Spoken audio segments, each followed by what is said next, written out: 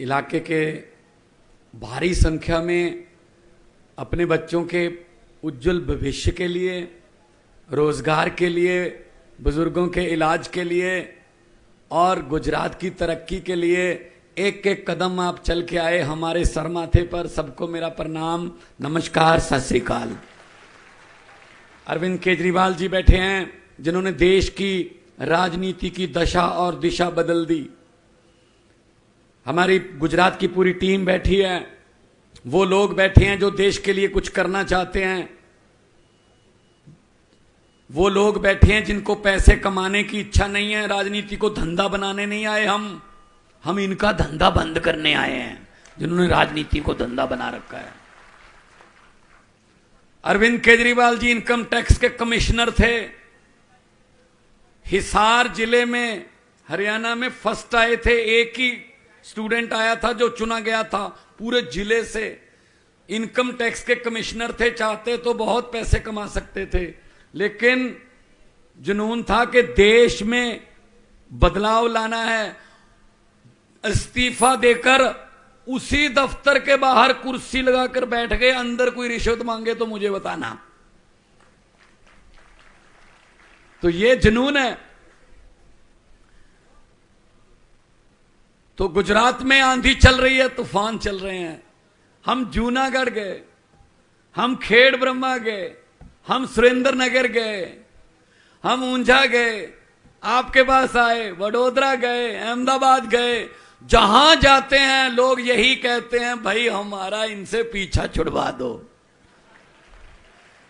हमने कहा जी हमने नहीं छुड़वाना, पीछा आपने है। 27 साल हो गए। कमाल है, हर साल पेड़ भी पत्ते बदल लेता है। अब गुजरात वालों तुम तो बदलो कुछ,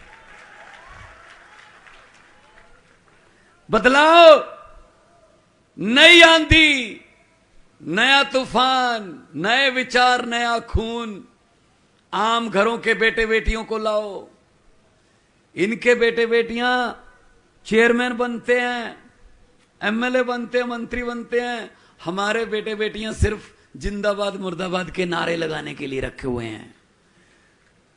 क्यों भाई, हमारे बेटे बेटियां क्यों नहीं बन सकते विधायक? हमारे बच्चे क्यों नहीं बन सकते चेयरमैन? क्या कुर्सी पे बैठना नहीं आता उनको? इनको बोल देना बीजेपी वालों को कि अरविंद केजरीवाल और भगवंत मान आए थे दिशा में, ये बोल के गए हैं कि इनके बेटे बेटियों के बिस्तरे गोल कर दो, आम लोगों के बेटे बेटियां आ रहे हैं। कांग्रेस चलो छोड़ो, क्या बोलेंगे। कांग्रेस तो कोमा में चली गई है। दिल्ली में भी जीरो है, 2 बार जीरो। देश की सबसे पुरानी पार्टी देश की राजधानी में जीरो। खत्म। ये दिल से बोला है। जहां पर राहुल गांधी जी रहते हैं, सोनिया गांधी जी रहते हैं, इनके बड़े बड़े नेता रहते हैं, जिस इलाके में, वो नई दिल्ली विधानसभा है। वहां से एमएलए पता कौन है पिछले 3 बार से? अरविंद केजरीवाल। चलो खुद तो वोट नहीं देते होंगे, लेकिन उनके घर पे काम करने वाले, माली, रसोई वाले, सब आम आदमी पार्टी को वोट देते हैं, क्योंकि वो अंदर से इनको जानते हैं कि कैसे हैं ये, कि कौन कौन आता है घर पे, आपस में कैसी मीटिंग होती है 12 बजे, सीक्रेट मीटिंग, तुम ये कर लो, तुम वो कर लो। हम वो वाले नहीं। हम तो भाई, कोई हमें कहता भाजपा की बी टीम है, कोई कहता कांग्रेस की बी टीम है। हम टीम हैं, लेकिन जनता की ए टीम है। हम पब्लिक की ए टीम है। पंजाब में 7 महीने हुए हैं सरकार बने हुए। 7 महीने में जो 1 जुलाई को हमने बिजली फ्री की, 2 महीने का बिल आता वहां 300 यूनिट पर मंथ, हमने 600 यूनिट एक बिल का फ्री कर दिया। 74 लाख से ज्यादा मीटर हैं पंजाब में। अभी जो बिल आया है उसमें 50 लाख से ज्यादा लोगों का बिल जीरो आया है। जीरो। आपके यहां भी आ सकता है। दिल्ली में जीरो आता है। दिल्ली में भी पहले ऐसा होता था, बिजली टाइम पे आए ना आए बिल आता था। अब बिजली आती है, बिल नहीं आता। ये सच्ची नीयत वाला आदमी कर सकता है। कोई खजाना खाली नहीं होता। खजाना खाली पब्लिक के लिए, बस इनके बेटे बेटियों के लिए कोई खजाना खाली नहीं है। तो मैं तो यही कहने आया हूं आपको। अभी हमारे यहां 14, 15, 16 अक्टूबर को पंजाब पुलिस के पेपर हुए, constable, sub inspector, head constable, लाखों बच्चे इम्तिहान देके आए हैं, एक भी पेपर फूटा नहीं है। यहां दिल्ली में पेपर नहीं फूटता क्योंकि पेपर फूटा सपना टूटा, और यहां पेपर फूटने के अलावा कोई काम ही नहीं है। मुझे तो पता चला 2015 से सब पेपर, अभी बीबीए का, बीकॉम का पेपर फूटा है। फिर युवाओं का दिल टूट जाता है कि क्यों पढ़ाई करें यार, पेपर फूटता है, बड़े बड़े लोग जो हैं वो पास हो जाते हैं। तो मैं तो यही कहने आया हूं कि बदलाव, परिवर्तन। मुझे एक युवा मिला, मैंने कहा गुजरात वालों को क्या चाहिए? कहता जी चेंज। मैंने कहा जी चेंज कौन है? कहता जी आम आदमी पार्टी। मैंने कहा कांग्रेस चेंज नहीं है? कहते नहीं जी कांग्रेस चेंज नहीं, कांग्रेस तो एक्सचेंज है। वो तो किसी के 4 काम हो गए इधर से खरीद लो, किसी के 5 काम हो गए इधर चले गए। वो तो मतलब विधायक बेचने वाली कंपनी बन चुकी है। गोवा में बिक गए, महाराष्ट्र में बिक गए, कर्नाटका में बिक गए। तो वोट खराब मत करना। बिकने का मतलब है वो आपके वोट की कीमत डाल रहे हैं, वोट की, और वोट की कोई कीमत नहीं होती। ये शहीदों ने, भगत सिंह, राजगुरु, सुखदेव, चंद्रशेखर आजाद जैसे शहीदों ने जवानी में फांसी के रस्से चूम कर हमको वोट देने का अधिकार लेके दिया है। इसको बेकार मत करना, बेकार मत करना। और शहीद भगत सिंह, उनको कभी भी ये चिंता नहीं थी आजादी आएगी या नहीं आएगी। उनको पक्का पता था आजादी आएगी, लेकिन उनको चिंता थी आजादी के बाद देश कौन से हाथों में जाएगा। वो चिंता सही साबित हुई। देख लो 75 साल हो गए, अंग्रेज अभी शर्मिंदा हैं कि हमारे बुजुर्ग 200 साल में उतना नहीं लूट सके हिंदुस्तान को जितना इन्होंने लूट लिया खुद। ये 500 करोड़ का घोटाला, ये 5000 करोड़ का घोटाला, इतने बड़े बड़े घोटाले कि लोगों के भी दिमाग ऊपर उठा दिए। 5-7 करोड़ के घोटाले की तो हम भी खबर नहीं पड़ते, कोई छोटा मोटा चोर होगा, बड़ी बात कर यार, इतना पैसा खा गए ये।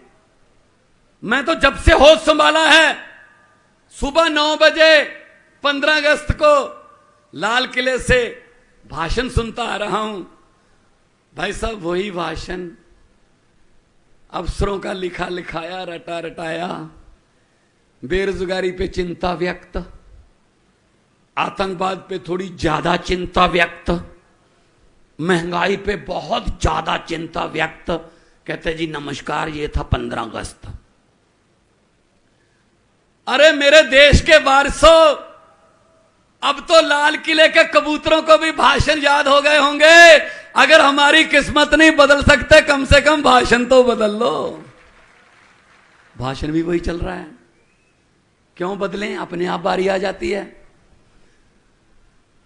तो आओ इनको ही बदल डालें हम, इनको बदल डालो। एक बटन दबाकर जो क्रांति आ रही है, एक बटन दबाकर, झाड़ू वाला। पंजाब में क्रांति आई, दिल्ली में क्रांति शुरू हुई। पहले हम ये कहते थे कि ये 8 साल पुरानी पार्टी है, 2 राज्यों में सरकार है, 10 राज्यसभा के मेंबर हैं। अब एक लड़के ने मेरे साथ फोटो करवाई, उसने ऐसे कर लिया। मैंने कहा ये क्या है? कहते ये गुजरात है। कहते 3 हो जाएंगे अब। तो ये तो फिर आपका फैसला है, जनता का फैसला है। वोट डालने जाओगे, वोट डालकर ये सोच लेना कि आज बच्चों की किस्मत चमका के आए हैं झाड़ू वाला बटन दबा के, वरना 27 साल हो गए, 5 और चले जाएंगे, क्या करोगे? तो पंजाब से बहुत से लोग आते हैं यहां, आप उनसे पूछ लेना। दिल्ली में आपके दोस्त मित्र रहते होंगे, उनसे पूछ लेना। हम जो कहते हैं वो करते हैं, हम जो कर नहीं सकते वो कहते नहीं हैं। 15 लाख आ गया आपके खाते में, हर खाते में आना था, नहीं आया, पंजाब में भी नहीं आया। 15 लाख की बात छोड़ो, जो हमारे घर में 2-4 हजार रुपया पड़ा था खर्चे वर्चे के लिए, नोटबंदी करके वो भी ले गए निकाल के। भाई साहब लाइन में कौन लगा? गरीब लगा ना लाइन में, दिहाड़ी छोड़ के। किसान लाइन में खड़ा था, गरीब रिक्शे वाला खड़ा था। और सबसे बड़ी जो पीड़ित हैं, सबसे पीड़ित कौन है नोटबंदी की? महिलाएं, माएं, बहनें। मां बहनों को ना एक अच्छी आदत होती है, आदत अच्छी है वो, कि वो कई बार अपने पति को बताए बिना कुछ पैसे अलग रख लेती हैं कि इमरजेंसी में काम आ जाएंगे, कभी कोई बच्चे की फीस या कोई आधी रात को कोई बीमारी आ गई, हॉस्पिटल जाना पड़ेगा, रख लेती हैं ऐसे बताए बिना बताए हस्बैंड को, पति को। अब भाई साहब रातों रात नोट बदल दिए। सुबह ना बता सकती हैं ना छुपा सकती हैं। बताती हैं तो झगड़ा होता है, पति कहता कहां से आए ये पैसे।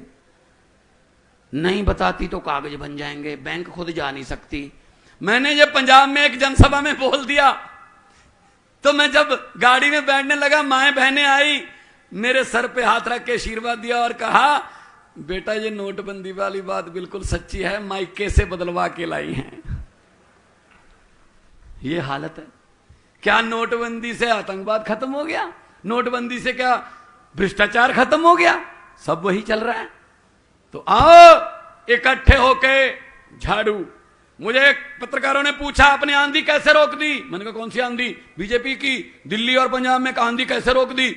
मैंने कहा बीजेपी का चुनाव चिन्ह क्या है? बोले कमल। मैंने कमल कहां उगता है? कहता कीचड़ में। मैंने कहा हमारा चुनाव चिन्ह क्या है?